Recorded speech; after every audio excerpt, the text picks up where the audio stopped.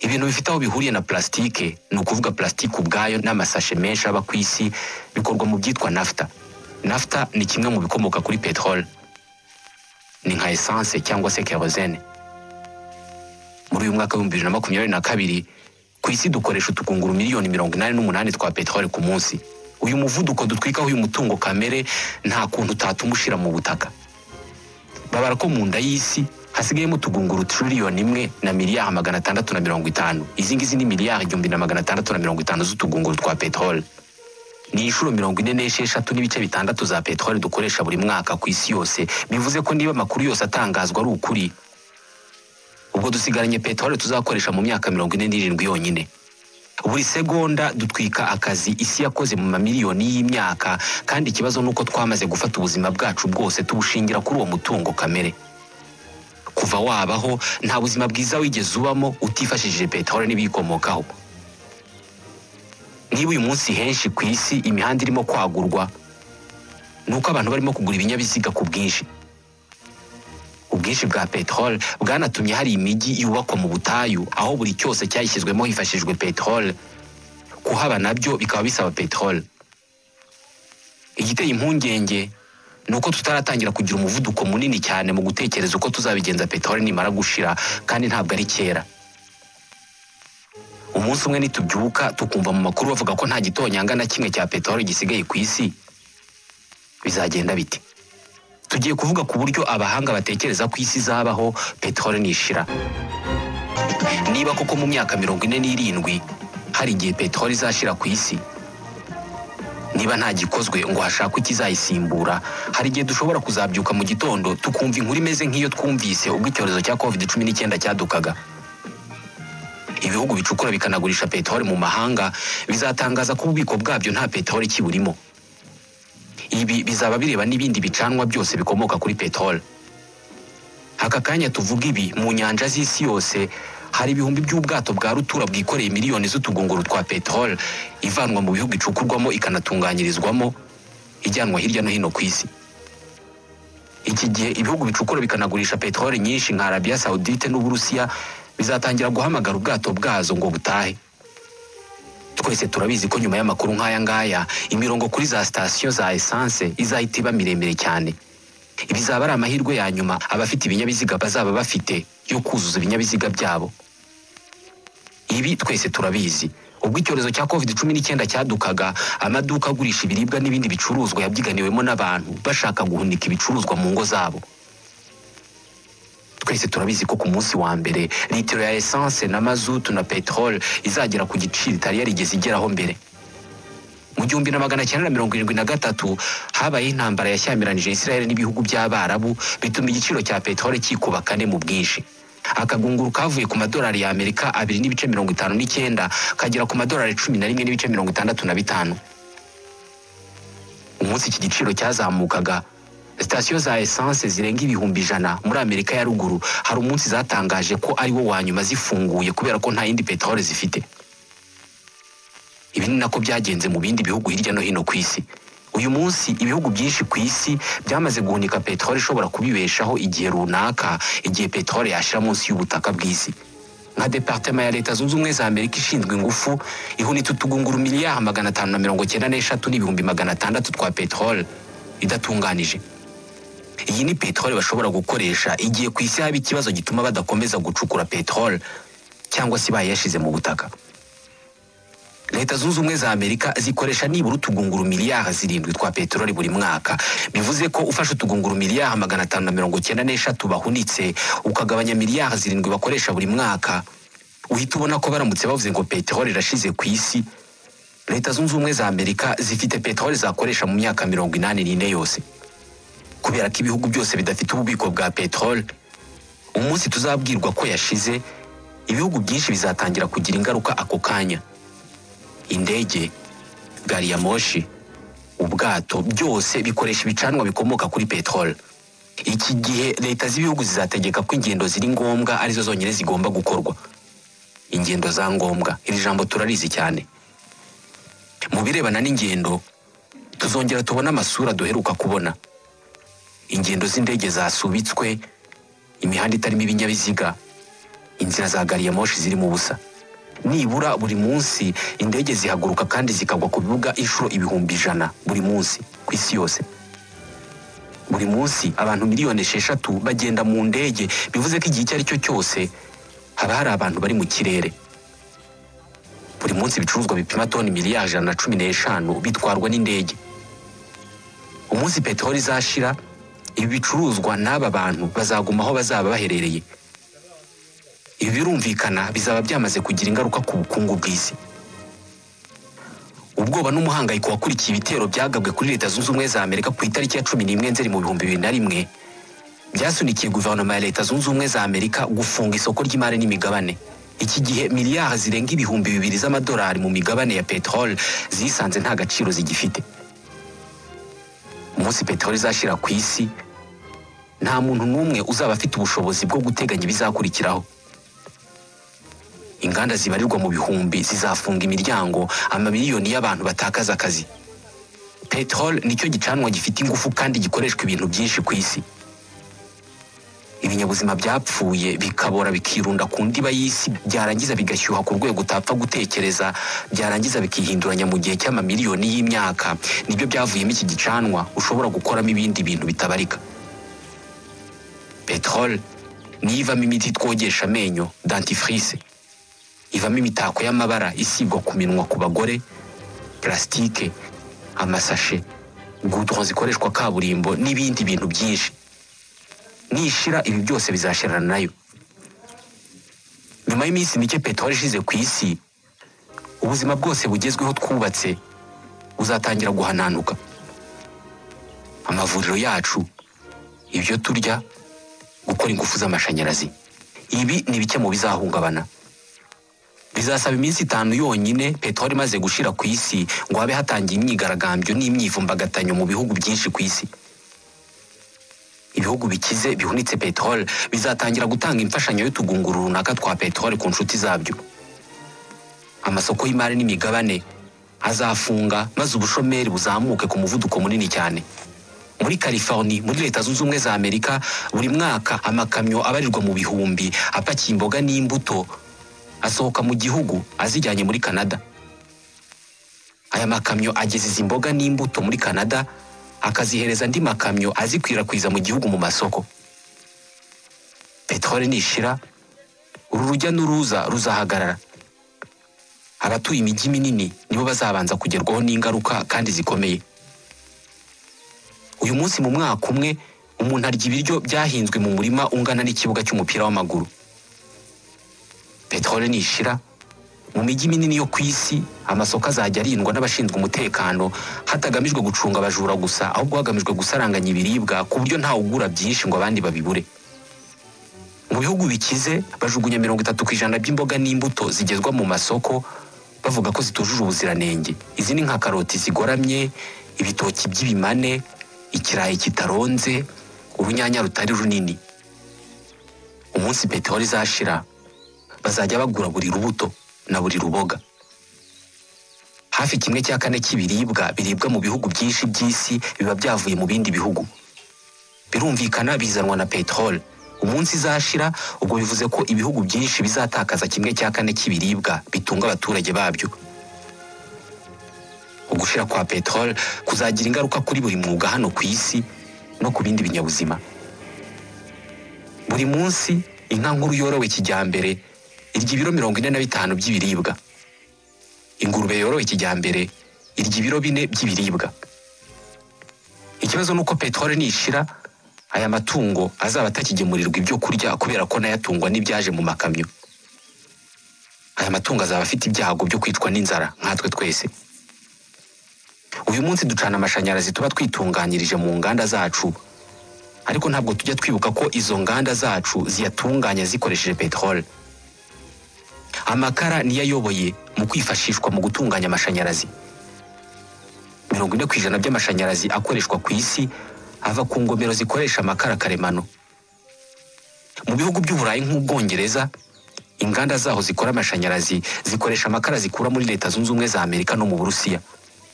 bayazana muri gari ya moshi. Vagon imwe cyangwa se cya gice kimwe cya gari ya moshi kikorera amakara yavamo amashanyarazi acanira umujyi muto mu gihe cy'amasaha 24.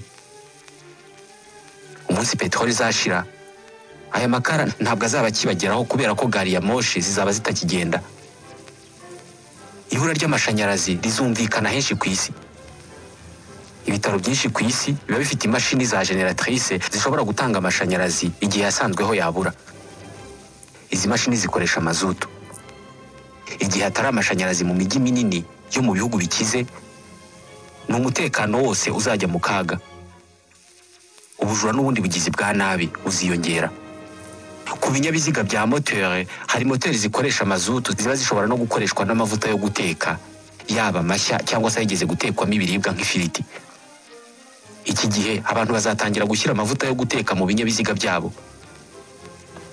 Leta z'ibihugu zishobora kuzafata indege zisanzwe zitwara abantu zikifashishwa mu kugemurira ibyo kurya bashonje. Ibi twarabibonye ubwo indege zisanzwe zitwara abantu zatangiraga gutwara ibikoresho byo kwirinda COVID-19, ibicuruzwa n'inkingo hamwe na hamwe.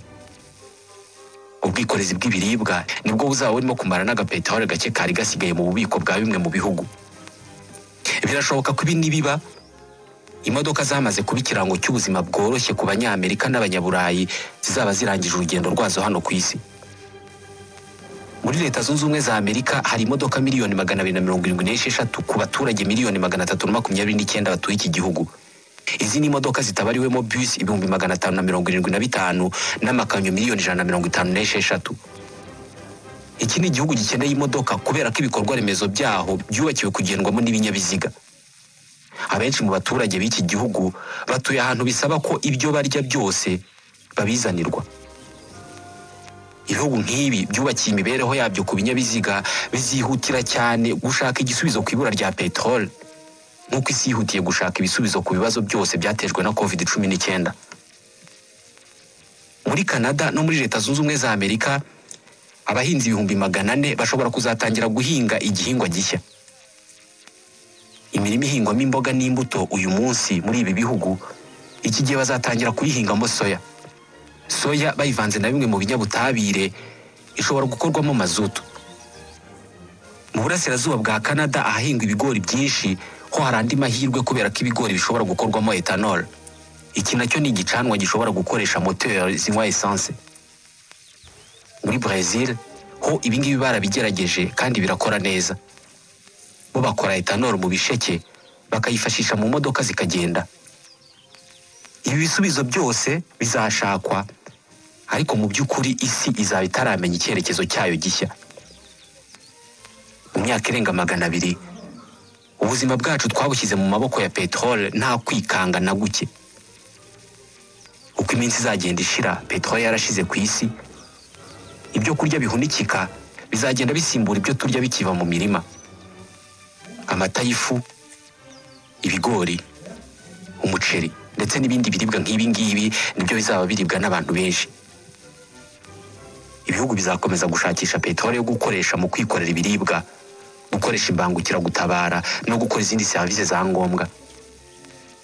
Mu mijyi myinshi umwanda uzakwira hose mu mihanda no mu nkengero zayo. Buri mwaka amakamyo 270 yikoreye ibishingwe n'indi myanda ava mu mujyi wa Toronto muri Canada. Gusa ibi bizarangirana no gushira kwa peteroli. Muri iyi si nshya, gutwara imyanda mu bimoteri rusange bizahinduka imwe muri service zitari ngombwa. Buri gihe iyo haje ibibazo, abantu bishakira ibisubizo. Hari abantu bazatangira gutekereza ku buryo bwo kwikorera peteroli bo ubwabo mu ngo zabo, nk'uko iyo hadutse icyorezo abo ubwabo bitekerereza imiti n'ubundi buryo bwo kwirinda. Soya Amerika izahinga ngo yikoremo mazutu izayikura muri litiro nibura miliyari 2 zonyine. Iyi ngiyi nta nubwo igeze kuri 1% by'iyo bakoresha buri mwaka, kandi nta nubwo soya yera buri munsi. Leta z'ibihugu zizategekwa gukora amahitamo akomeye cyane. Umusaruro w'ubuhinzi bazawukuramo mazutu cyangwa se bawugaburira abaturage. Gusa inzara ntabwo izaba ariyo kibazo cyonyine dufite. Mu mavuriro yacu dukoresha uturinda ntoki twinshi dukoze muri kauchu, twa tundi dukoze muri plastiki kweduka. Turiya dukorwa mu bisigazwa bya peteroli. imyambaro y'abaganga, imwe mu miti yo kubobeza ndetse n'imwe mu miti ivura abantu nayo ibirimo peteroli.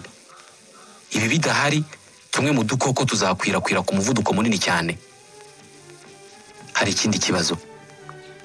Mu mijyi imwe n'imwe minini nka New York, rimwe na rimwe hari ibyuma bikoreshwa mu gukwirakwiza amashanyarazi byitwa transformateur bijya biturika bigateza inkongi z'imiriro mu bice bimwe na bimwe by'umujyi. Hatari peteroli, ibibazo nk'ibi ngibi bidafatwa nk'ibikomeye bizahinduka ibibazo by'ingutu. Mu mijyi minini mu bihugu bibamo imodoka nyinshi, hari imodoka nyinshi zizaba zaratawe na bene zo rwagati mu mihanda. Izi zizabangamira ibinyabiziga by'ubutabazi n'izindi serivisi zihutirwa. Nk'aho ibi bidahagije, mu bihugu byo mu majyaruguru no mu burengerazuba bw'isi hashobora kuzaba ikibazo gikomeye cyane mu gihe cy'itumba rizasanga badafite peteroli. Hatari amashanyarazi yo gushyushya inzu zabo, benshi bashobora kuzapfa, benshi bazahunga. Amagana y'ibihumbi by'abanyaburayi n'abanyamerika bashobora kuzafata inzira ihunga yerekeza mu gice cy'amajyepfo y'isi ahatari itumba nk'iry'iwabo. Nyuma y'igihe runaka imijyi myinshi yo mu bihugu byo mu majyaruguru y'isi ishobora kuzasigara nta bantu bakirimo, nta peteroli, nta baturage. Igisigaye ari inkingi z'inzu zikomeye zubatswe mu binyejana bishize zamaze kurengerwa n'urubura. Twamaze imyaka irenga umwe duhanganye na COVID-19, ariko nyuma y'umwaka wa mbere twari tumaze gusa n'abayimenyera, twaratangiye gutekereza uburyo twazabana n'iki cyorezo.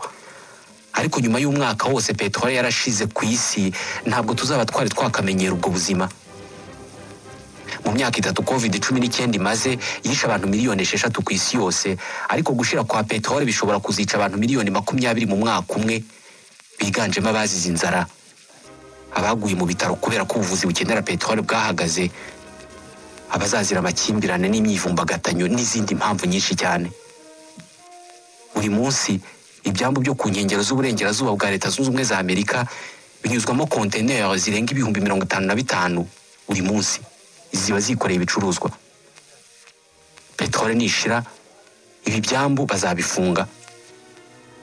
Ubucuruzi mpuzamahanga bushobora kuzarekeraho kubaho. Ibihugu byinshi bizanga gukoresha ibigori n'ibisheke mu gukora ibicanwa byo kugendesha ibinyabiziga, ahubwo bitemo kubigaburira abaturage babyo. Ariko hari ibihugu bimwe na bimwe bizahitamo ibicanwa aho kugaburira abaturage. Ku rundi ruhande, uguhagarika kugenda kw'imodoka ku isi bizaba umugisha ku zindi nyamaswa. Buri mwaka inyamaswa 11,000 zicwa n'ibinyabiziga bizigonga zambuka imihanda. Impara, impongo, inkende, imbwa, imitubu. Izi nyamaswa sizo zizabona peteroli ishize ku isi.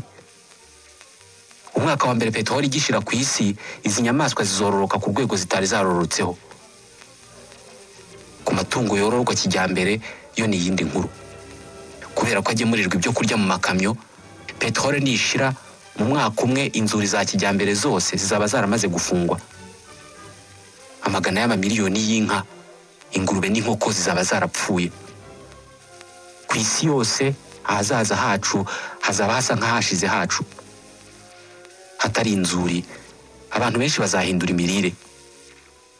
Ku isi yose ubuhinzi buzaba bukorerwa gutunga abantu bo hafi aho ngaho. Uyu munsi turya imbuto zivuye muri Afurika y'Epfo, imboga zo muri Amerika y'Amajyepfo, imigati yo mu ngano zahinzwe mu Burusiya. Mu mijyi myinshi yo ku isi hazaduka umuco wo gukora uturima tw'igikoni, aho abantu bazajya bahingira hamwe bagasarurira hamwe. Tuzasubira gukoresha ibikoresho uyu munsi tujugunya. Igihe nta plastiki igikorwa ku isi, tuzatangira gukoresha plastiki twari twarajugunye.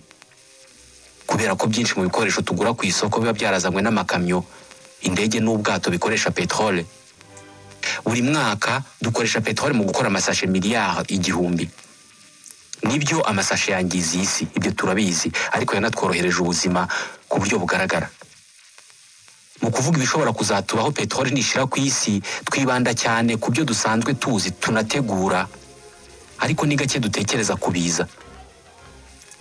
Bimwe mu bihugu byo mu burengerazuba bw'isi bikunze kwibasirwa n'inkubi z'imiyaga n'imyuzure, bizi cyane uburyo peteroli ibitabara. Mu mwaka wa 2005 ubwo umuyaga wiswe Katrina wibasiraga Nouvelle-Orléans muri Leta Zunze Ubumwe za Amerika, gusukura ahantu handujwe n'ahangijwe n'uyu muyaga byatwaye imyaka. Igihe byabaho peteroli yarashize, nta gihugu na kimwe cyakwishingikiriza kuri peteroli mu gusana. Tekereza none icyorezo kizaduka igihe nta peteroli izaba igihari, bizagora buri wese kugera ku bitaro. Umunsi bizatangazwa ko peteroli yashize, hari abantu bazajya kuyigura ari nyinshi cyane ngo bayihunike mu ngo zabo, mu bigega, mu ngunguru no mu majerekani. Ntacyo bimaze kubika peteroli mu gihe kinini. Ibinyabutabire bituma ishobora kuguma ari nzima bigenda bitesha umwimerere, ku buryo iyo uyibitse mu gihe cy'umwaka nta kibi kikumariye. Twubatse umubumbe usa n'uhujwe n'akagozi kubera peteroli, ariko iki gihe kazaba karimo gucika. Byinshi twubatse dushingiye kuri peteroli bizarindimuka tubireba. Ubwami bumwe na bumwe buzahirima, cyane cyane ubwami bwo mu bihugu bikize kuri peteroli. Hari ibihugu bisa n'ibishingiye imibereho yabyo yose kuri iki gicanwa. Igihe iki gicanwa kizaba kitagihari, ubuzima bw'igihugu bwose buzasa n'ubuhagaze. Hashobora kuzabaho ubwimukira burenze kure ubwo twabonye kugeza iki gihe. Ikibazo nuko abantu bazaba bagendesha amaguru aho bahoze bagendesha imodoka n'indege. Peteroli nishira ku isi, ntabwo impinduka zizaba kuri iyi si gusa, no mu isanzure ibintu bizahinduka. Dufite amamiliyoni y'ibyogajuru mu isanzure bidufasha muri serivisi zitandukanye z'imibereho yubakiye ku ikoranabuhanga. Byose tubyohereza dukoresheje peteroli. Ibishinzwe itumanaho mpuzamahanga byonyine birarenga 200. Peteroli nishira bizagenda bizima kimwe ku kindi, kandi nta kubisimbura kuzaba gushoboka. Ibi bivuze ko iri tumanaho ryatworohereje ubuzima naryo rizagira ibibazo bikomeye. Buri mwaka tujugunya ibikoresho by'ikoranabuhanga byashaje bipima toni miliyoni 50. Izi ni telefone zigendanwa, mudasobwa n'ibindi byuma. Uyu munsi ni imyanda twabuze aho dushyira, ariko peteroli nishira nibwo tuzabona agaciro kabyo. Toni imwe ya telefone zigendanwa ibirimo garama 275 za zahabu, ikabamo hafi ibiro 135 bya cuivre n'ibiro birenga 2 bya argent. Uyu ni umutungo kamere ukomeye cyane mu isi itakirimo ubucuruzi bwambukiranya imipaka. Inzego zishinzwe kurengera ibidukikije zihora ziduhamagarira kugabanya kujugunya ibikoresho, ahubwo tugatangira kujya tubinagura. Iki gihe tuzaba tunagura kurenza igihe cyose cyabayeho mbere. Birashoboka cyane kunagura 90% by'ibyuma bikoze ubwato. Ubwato bwa rutura bugenda mu nyanja bushobora gutanga ibyuma byakubaka inzu nyinshi. Ni kimwe n'ibindi byuma byahoze bikoreshwa mu bwikorezi bwambukiranya imipaka. Gusa ntabwo ubwato bwose tuzabusenya, kubera ko nubwo peteroli izaba yarashize, ariko hazaba hakiri ubwato buke bugitwara ibicuruzwa bukoresheje mazutu iva mu bimera. Ubu ngubu ariko icyo gihe buzaba butwara ibikoresho nkenerwa cyane nk'ikinyabutabire cya lithium. Lithium nyinshi yo ku isi iva muri Bolivia, muri Amerika y'Amajyepfo. Lithium ni ikinyabutabire cy'ingenzi mu gukora amabuye ya radiyo, yayandi mwibagiwe mwahoze mukoresha mu kuvuza radiyo no gucana itoroshi. Peteroli nishira, isi izashakisha ubutitsa ikintu cyasimbura amashanyarazi. Iki gihe inganda zo muri Bolivia zizatera imbere cyane kubera ko zizaba zikora amabuye ya radiyo azakenerwa ku isi mu gukora amashanyarazi aciriritse. Uyu munsi benshi nta nubwo tuzi aho Bolivia iherereye. Mu isi itagira peteroli, Bolivia ishobora kuzaba igihugu cy'igihangange, nyamara uyu munsi nicyo gihugu gikennye kurusha ibindi muri Amerika y'Amajyepfo. Arabia Saudite iri mu bihugu 3 bya mbere bikize kuri peteroli yo ku isi, iki gihe ishobora kuzinjira mu bihugu bikennye. Tuzakora mazutu yo mu bimera, ariko ntabwo tuzigera tubona ihagije yadufasha gusubukura ubucuruzi mpuzamahanga. Gusa iki gihe ubushakashatsi buzaba bukomeje hirya no hino ku isi. Hari ibimera biba ku ndiba y'inyanja n'ibiyaga byitwa algae. Ibi bishobora kuvamo peteroli nziza kandi nyinshi. Ibi bivamo peteroli ifite ubushobozi bwo gutanga ingufu zikubye inshuro 7,000 ku kilometero kare kimwe ugereranyije n'ibindi bimera bishobora kuvamo ibicanwa nk'ibigori cyangwa se ibisheke. Gusa ntabwo bizatworohera kubona peteroli ikozwe mu bimera mu ngano ihagije yatuma dusubukura ingendo zo mu kirere. Ingendo zo mu ndege, zaba iz'abagenzi cyangwa se iz'ibicuruzwa, zizahenda kurenza ikindi gihe cyose cyabayeho. Ibi ngibi ntabwo bivuze ko uyu munsi zihendutse, ariko iki gihe bizaba bigoye cyane kuba mu mujyi kurusha kuba mu cyaro, kubera ko abatuye mu cyaro baziga kubaho ubuzima bushya bakoresheje umuvuduko munini cyane kurusha abanyamujyi. Bo basanzwe bakoresha ikoranabuhanga rya kera, n'ubundi bazarikomeza. Bajya guhaha bakoresheje igare, babona ifu kubera ko basekuye mu isekuru cyangwa bagakoresha urusyo, banywa inzoga benze badakoresheje amashanyarazi, bahingisha isuka, bakaraba amazi bashyuhije ku mashyiga, barya ibyo kurya batekesheje inkwi. Mu mijyi nk'ibikorwa twamenyereye ko ari iby'isi yose bizahinduka ibikorwa by'agace kamwe. Igihe peteroli itagihari, ubucuruzi bwo kugurana ibicuruzwa hatajemo amafaranga buzagaruka, kubera ko amafaranga azatakaza agaciro agera aho arekeraho no gukoreshwa. Birashoboka cyane ko ikiro cy'isukari gishobora kuzajya kigurwa amapantaro 2. Izi nzu tubamo mu mijyi zizahinduka cyane. Ntabwo zizakomeza kuba inzu zo guturamo gusa bisanzwe, ahubwo zizahinduka inzu zubatse mu buryo zitanga amashanyarazi n'ibiribwa icyarimwe. Tuzatangira kubaka ku buryo butworohereza gukora uturima tw'igikoni. Twese tuzahinduka abantu bigenga kandi bibeshejeho.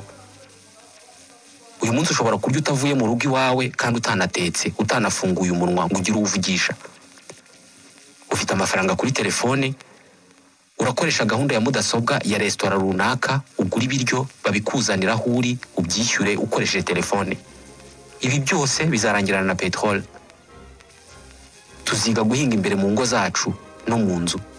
Gusa kubura peteroli bizaba byarisha abantu benshi ku buryo imiryango myinshi izaba yarapfushije abantu. Ubushakashatsi buzaba bugikomeje ku buryo bishobora kuzatwara imyaka nk'icumi ngo indege ya mbere ikoreshwa na peteroli yo mu bimera ikora urugendo rwayo rwa mbere. Iki gihe kompanyi z'indege zizaba ziriho, ushobora kuzasanga izajya ikora nk'ingendo 6 ku mwaka. Ikirere cy'isi kizaba gikeye kurusha ikindi gihe cyose cyabayeho. Hari ikirere gishobora kuzajya kimara nk'imyaka 20 kitanyuzemo indege n'imwe. Moteri za essence zizaba ari ikintu cyahashize. Inganda zikora ibintu bitandukanye uyu munsi zikoresha peteroli. Icyo gihe zizaba ari inzu zikorerwamo ubworozi n'ubuhinzi n'ibindi bikorwa. Ibikorwa remezo biranga ubuzima bugezweho bishobora kuzahinduka ibikorwa remezo by'ubuhinzi n'ubworozi. Imijyi nka New York, abayituye bazaba basigaye bihingira ibibatunga, kubera ko igisekuru cyo kurya ibyavuye imihanda yose kizaba cyararangiye. Ijambo supermarché rizaba ryaravuye mu kibonezamvugo. Imodoka tugendamo uyu munsi zizaba ari abakurambere bizaba ziriho icyo gihe. Uyu munsi imodoka isanzwe ipima ibiro 1800. Izaba ziriho icyo gihe izaba yoroshye cyane mu buremere kandi ikoreshwa n'amashanyarazi. Imodoka izaba ihenze cyane kandi lithium izaba ikoze amabuye atuma igenda, izaba idapfa kuboneka. Bizaba ngombwa ko havuka ubundi bwoko bushya bw'imijyi butandukanye n'iyi ngiyi yacu yubakiye kuri peteroli. Peteroli yazanye iterambere n'imibereho myiza ku buryo tutazi ubuzima butari ubu.